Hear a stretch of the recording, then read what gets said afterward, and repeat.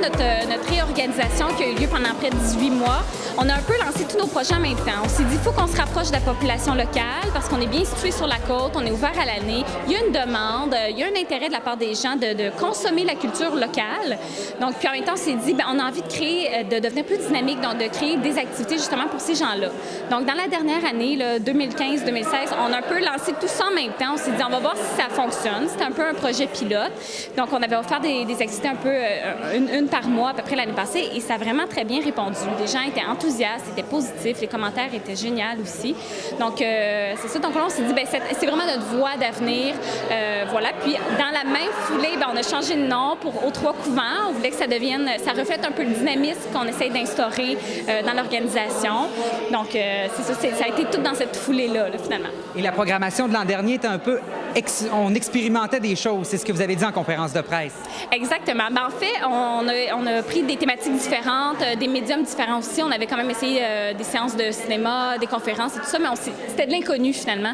Parce que autant pour le choix des thématiques, le type d'activité, même les dates, les heures ciblées, les partenaires qui ont embarqué avec nous un peu là, dans notre projet fou. Donc, on savait pas, c'était de l'inconnu, on savait pas si ça fonctionnait bien. C'était vraiment la bonne voie, tout ça. Puis au final, on s'est rendu compte que oui, il y a une belle réponse. Donc, ça nous a confortés finalement dans cette voie-là. Et là, on était solide pour présenter une programmation, une deuxième édition finalement, programmation 2016-2017. Et justement, Philippe a travaillé beaucoup là-dessus, sur cette programmation-là. Si on résume un peu les grandes lignes, là, les incontournables, il y a quand même 18 événements, il faut le mentionner. Oui. On a plusieurs incontournables cette année, assurément. On a décidé de bonifier notre programmation avec l'engouement qu'on a eu l'année passée. Donc, on voulait aller chercher peut-être plus de qualité aussi, sans dire que les autres événements de l'année passée n'étaient pas de qualité, mais aller chercher quelque chose de plus. Donc, un des grands points forts, c'est assurément M. Piotr Mazur. Comme il est de la côte, comme on est dans un petit milieu, il a accepté de venir pour disons, je dirais pas bénévolement, mais avec grande générosité. Ça va être un super spectacle de musique. Donc, on voulait essayer ça. On veut bonifier notre salle éventuellement pour accueillir plus de spectacles de musique. C'est quelque chose qui nous tient à cœur. Moi, j'ai bien hâte aussi, on va créer un mini-marché avec des agriculteurs qui ont une vocation particulière, des techniques novatrices. Donc, on va avoir des agriculteurs qui vont venir présenter leurs produits et il va y avoir une conférence sur l'histoire de l'alimentation avec ça aussi. Et on y va aussi sur des thématiques à chaque mois. C'est ça qui est intéressant.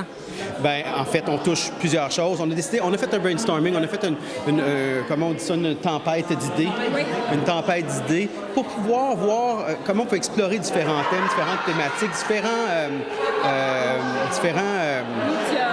médiums, oui, aussi. On voulait vraiment, problématiques, médiums, on voulait les mélanger, on voulait les faire. Donc, musique, conte, théâtre, conférences, marché. Donc, tout ça est dans notre programmation culturelle et on pense qu'avec l'engouement qu'il y a eu l'année passée, les gens vont être au rendez-vous encore pour pouvoir continuer à bonifier ça. Parce que c'est sûr que d'année en année, on veut faire fructifier cette programmation culturelle et on veut devenir un lieu de diffusion régionale aussi. Et à la fin octobre, il y a quelque chose qui a été très populaire l'an dernier qui revient, mais on modifie un petit peu, on change de lieu en fait. Oui, Fantôme au musée qui a été conçu l'année passée. C'est une soirée théâtrale où il va y avoir 3 tableaux. Des comédiens vont parler de l'histoire, mais en fait vont reprendre des personnages de l'histoire qui sont un peu venus envahir les lieux en tant que fantômes. C'est pas épeurant, c'est pour toute la famille. Et on a bougé vers l'église cette année. Donc on veut répéter l'expérience à chaque année, mais surtout changer de lieu pour faire connaître aussi le patrimoine de la Côte-de-Beaupré. Donc on veut continuer ce projet-là d'année en année.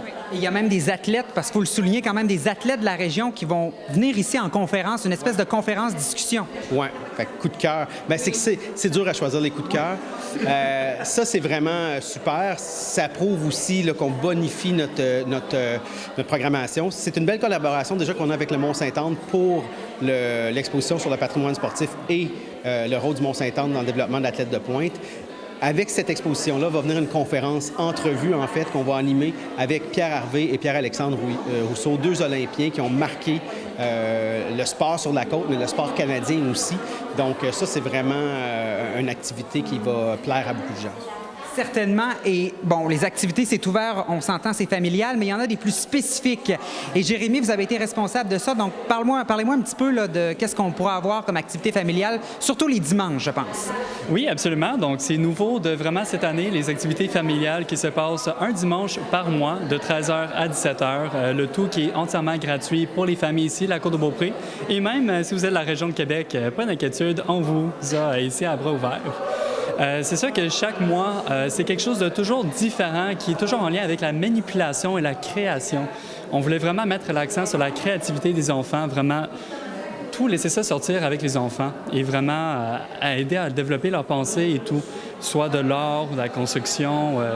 On a même aussi 2 excellents partenaires désormais avec Annie Levesque de Ni Vu Ni Cornu de Sainte-Anne, ainsi que Pierre Poulain, aussi un autre artiste de la Cour de Beaupré, qui va venir donner des ateliers d'art aux enfants. Donc, ça va être diversifié là également. Et fait à souligner en terminant, c'est que vous êtes seulement 3. C'est une petite équipe qui est venue à bout d'accoucher de cette programmation-là quand même. Effectivement, on l'a accouché parce que je dis qu'on l'a conçu, on l'a vraiment on l'a materné et tout ça, et on en est très fiers.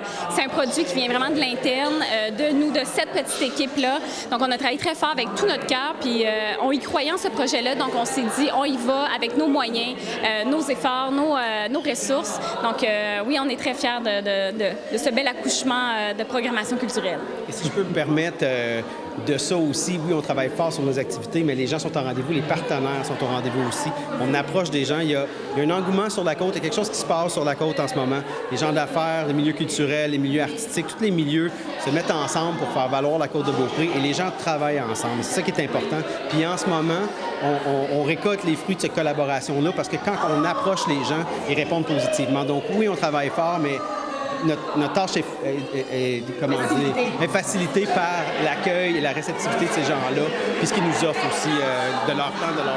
Effectivement, Philippe le mentionne très bien. Pour cette programmation-là, bien qu'on l'ait conçue à l'interne, on a quand même 20 partenaires et collaborateurs qui y travaillent, donc qui ont accepté d'embarquer dans l'aventure, de nous aider, puis qui ont accepté souvent tout de suite, puis avec cœur. Donc, dans le fond, on est 20 partenaires qui viennent animer le vieux couvent, les 3 couvents ici, donc de septembre à avril. Puis ça, il faut le mentionner effectivement parce que on peut le porter à bout de bras, mais on ne peut pas le faire vivre tout seul à 3. Là. Donc, vous souhaite beaucoup de succès avec cette belle programmation. Merci beaucoup. Merci, c'est gentil. Merci.